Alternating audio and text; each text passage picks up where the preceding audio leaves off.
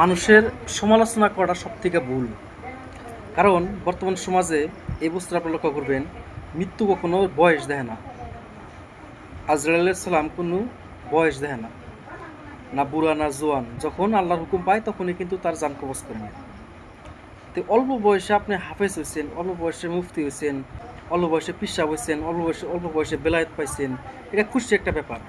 কিন্তু আপনারা খুশি না হয়ে যদি তার পিছনে লেগে থাকেন, দেখেন আজকে মহানবী নবী করিম সাল্লাল্লাহু আলাইহি সাল্লাম তিনি কিন্তু মরা খেজুর গাছের কথা চিন্তা করছে। আরও কত রকমের তার মানে কত কি দেখাইছে। কিন্তু নবীর লাস্টে কি কইছে? জাদুঘর। কিন্তু না, আমার মহানবী জাদুঘর আসল না। আজকে এই নবীর জন্য কুল কায়নাত পয়দা করছে আল্লাহ। তাহলে আপনারা চিন্তা করেন, তাহলে এই জাদুগোনা কেরা দেখায়, এই কেরামতি কে দেখায়? আল্লাহর অলি যারা, নবীর প্রতীক যারা নিজের আমিত্র কুরবানি করছে, নবীর ভালোবাসায় যারা নিজের আমিত্র কুরবানি করছে, নবীর ইশকে, তারাই কেরামত দেখায়।